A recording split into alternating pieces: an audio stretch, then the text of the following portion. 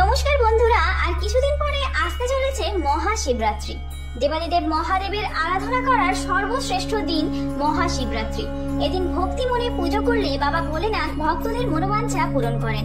মাঘ মাসের কৃষ্ণপক্ষের চতুর্দশী তিথিতে শিবরাত্রি পালন করা হয়।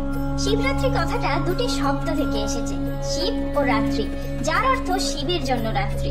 তো চলুন বন্ধুরা, আজকের ভিডিওতে আমরা জেনে নেব 2025 সালে শিবরাত্রি বা শিব চতুর্দশী ব্রত কবে পালিত হবে, পঞ্জিকা অনুসারে সঠিক সময়সূচি।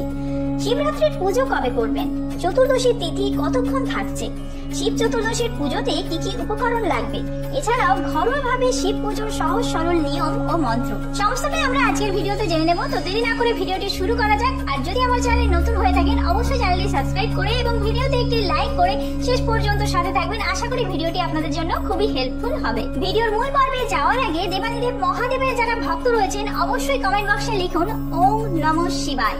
শাস্ত্র মতে মহাশিবরাত্রি পুজোর শ্রেষ্ঠ সময় হলো নিশীথকাল। এই তিথিতে 4 প্রহরে পুজো করা হয়। অনেকে কোনো একটি প্রহর বা 4 প্রহরে পুজো করে থাকেন। শাস্ত্র মতে মহাশিবরাত্রির তিথিতে সন্ধ্যাবেলা স্নানের পর শিবের পুজো করা উচিত। এবার জেনে নেব শিবরাত্রি কবে পড়েছে। এই বছর 26শে জানুয়ারি বুধবার পড়েছে মহাশিবরাত্রির ব্রত। এবার জেনে নেওয়া যাক শিব চতুর্দশী তিথি কখন শুরু হচ্ছে।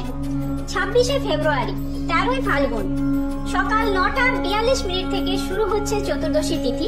সমাপ্ত হবে পরের দিন 27শে ফেব্রুয়ারি 14ই ফাল্গুন সকাল 8:31। যেহেতু শিবরাত্রির পুজো সন্ধ্যার পর করা হয়, সেই জন্য 26শে ফেব্রুয়ারি বুধবার মহাশিবরাত্রি পালিত হবে। আর যারা সকালেও পুজো করতে চান বেলা 12টার পর পুজো করতে হবে উপবাস থেকে। শিবরাত্রির ব্রত পালন করার আগের দিন সংযম করতে হয়। এদিন সিদ্ধ চালের ভাত বা আমিষ খেতে নেই। আতপ চালের সিদ্ধ ভাত খাওয়ার নিয়ম রয়েছে এই দিন।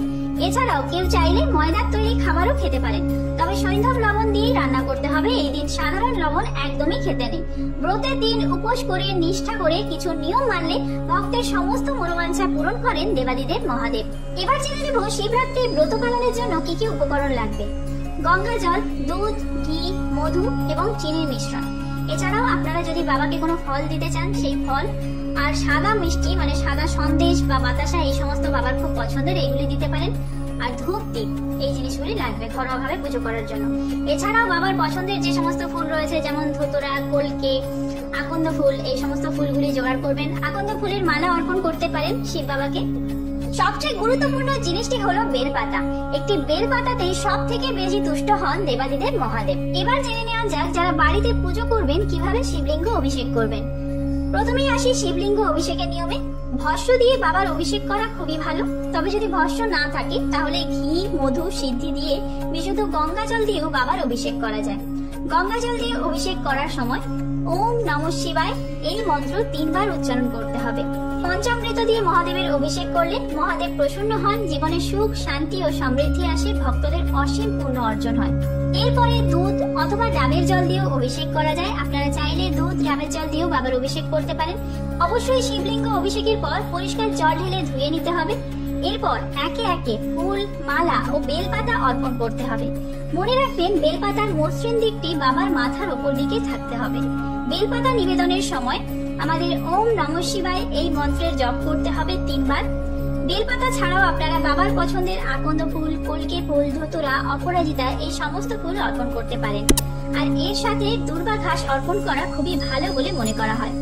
বাবা মহাদেবকে দুর্বা অর্পণ করলে পারিবারিক সুখ বৃদ্ধি পায়। বন্ধুরা, আজকের ভিডিওটি এই পর্যন্ত।